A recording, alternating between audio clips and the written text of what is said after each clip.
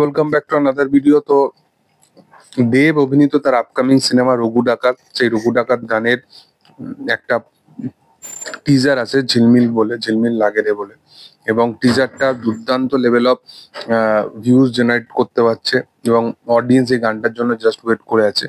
দেব এবং ইদিকার জুটি দুর্দান্ত হতে চলেছে এবং এর পাশাপাশি গানটা ভিজুয়ালি কতটা স্টানিং হতে চলেছে সেটা আমরা বুঝতেই পারছি।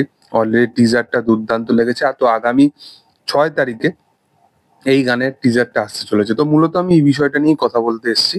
অনেকে হয়তো ভাববে যে কালকে একজন বুদ্ধি মানে আর বললাম না, অনেক মা বোনেরাও এই ভিডিও দেখে, তো তো অনেক বড় বুদ্ধিজীবী আছে, ঠিক আছে, অনেক একজন বড় মাদারবোর্ড আছেন যিনি বারংবার একটা করে আপডেট দেয় এবং আপডেটটা দিয়ে এসে বলে যে এটা তা এই আপডেটটা দেওয়ার পর তারপর চুরি হয়ে যাবে, অনেকে চুরি করে নেবে।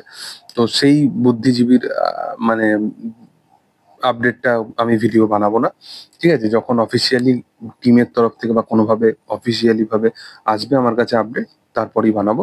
যেটা আমি জানি যে আমাকে ইন্ডিকেট করেছে বলেনি, বাট অনেক ইউটিউবারকে বলেছে বা তারা যাকে নিয়ে যারা তার আপডেট নিয়ে ভিডিও বানায় তাদেরকে নিয়ে মূলত বলেছে। এবার একটা ব্যাপার আছে যে যখন কোনো আপডেট আসে শাহরুখ খানকে নিয়ে, সালমান খানকে নিয়ে, তো সে তাকে কি ফোন করে আসে? আপডেট গুলো স্প্রেড হয়, তো সেই কারণে তো তোমার সেই পাওয়ারটা আছে, তোমাকে ইন্ডাস্ট্রির লোক চেনে, তো তুমি একটা ইনসাইডার থেকে আপডেট পাও, তো সেই কারণে তুমি আপডেটটা আগে দাও। তোমার ভিউজ, তোমার অডিয়েন্স তোমারই থাকবে, বা তোমার যে বলার ধরন, তোমার যে অ্যাক্টিভিটি, সেগুলো তোমারই থাকবে, সেগুলো তো কেউ চুরি করে নিতে পারবে না। একটা আপডেট যদি অন্য কেউ দিল তার মানে কি তোমার ভিউয়ারশিপটা নিয়ে নিল? তো এই মানে ইম্যাচুরিটিটা, মানে আর কিছু বলার নেই। এত বছর ধরে সে ইউটিউব করছে, এই রিভিউজ এইসবের সাথে যুক্ত আছে, বাট তার ব্রেনলেস একদম মানে মানুষ একটা। তো তাকে নিয়ে আর আমি বেশি কথা বলতে চাই না। তো যাই হোক, রঘু ডাকাতের দ্বিতীয় গান এটা আগামী 6 তারিখে আসতে চলেছে এবং দেব এবং ইদিকা জুটিকে একসাথে দেখার জন্য আমি প্রচন্ডভাবে এক্সাইটেড আছি।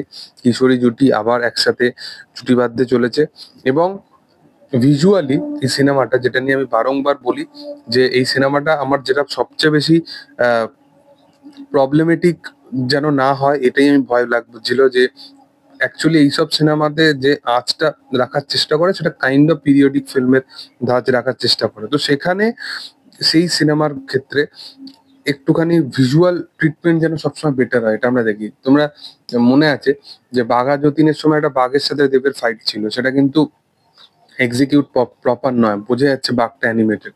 তো সেই জিনিসগুলো যেন কোনোভাবেই প্রবলেমেটিক যেন না মনে হয়, এটাই আমি চাইবো এবং সেটা ভিজুয়াল দেখে বোঝা যাচ্ছে রঘু ডাকাতে। তো যাই হোক, তোমাদের কি বক্তব্য অবশ্যই কমেন্ট সেকশনে জানাতে পারো। ভিডিও ভালো লাগলে অবশ্যই তোমরা লাইক করো, শেয়ার করো, সাবস্ক্রাইব করো চ্যানেলটাকে এবং পাশে থাকা বেল আইকনটা অবশ্যই প্রেস করে দিও। Thank you all, by.